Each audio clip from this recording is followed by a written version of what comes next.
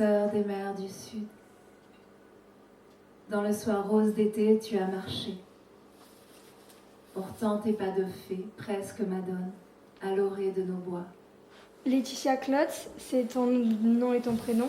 Et pourquoi l'avoir gardé comme nom d'artiste? Écoute, je pense que c'est une façon d'affirmer mon identité. J'ai toujours adoré mon prénom. J'ai jamais eu aucun problème avec mon prénom Laetitia. Ça veut dire la joie en latin et je trouve que c'est pas mal pour être sur scène. Il m'incarne bien. Mon nom peut être un peu violent, peut être un peu abrupt, mais finalement c'est mon nom de naissance, c'est celui que j'ai porté pendant 40 ans, donc ça va, je garde. Ensemble, nous avons plongé dans le fleuve sombre, porté nos corps noueux dans les algues des fins fonds, y accrochant nos peines et nos larmes imparfaites, délivrant nos chagrins et tout ce qui oppresse. Comment tu définirais ton spectacle?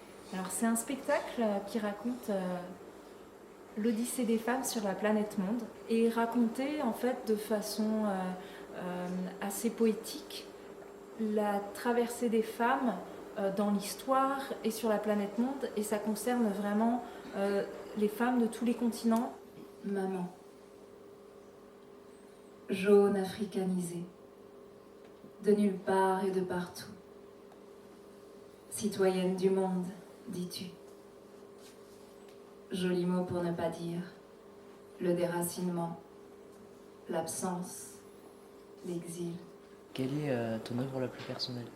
Écoute, celui que je porte actuellement le plus dans les tripes, et je pense que c'est assez circonstanciel, c'est en ce moment, c'est Femme de pleine mer, où en fait je parle de l'avortement et de ce que les femmes peuvent dire, vivre de l'intérieur et garder de cette épreuve, parce que ça reste une épreuve, et à quel point c'est un droit inaliénable selon moi. J'étais bien trop jeune, je ne savais pas. C'est lui qui a voulu. Je n'en voulais pas. Je n'étais pas prête. Ma mère a découvert. Mon père m'a frappée. Mon corps, mon choix, mon droit. Ces choses-là se taisent. Ces choses-là ne se souffrent qu'en soi. Dans l'alcôve secrète d'un ventre resté plat. Est-ce que tu fais d'autres choses que de la poésie? Oui, même si depuis peu de temps finalement, mais depuis quelques mois, ça occupe vraiment l'essentiel de mon temps.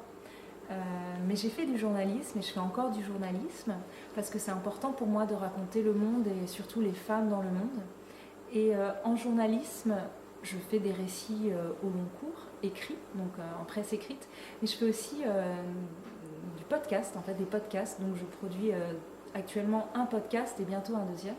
Je produis un podcast sur la relation mère-fille et bientôt, là, je suis en train de lancer un deuxième podcast avec une association qui s'appelle El Carlana Lagunac au Pays Basque. Et c'est un podcast qui s'intéresse au quotidien des personnes en état de fragilité psychique.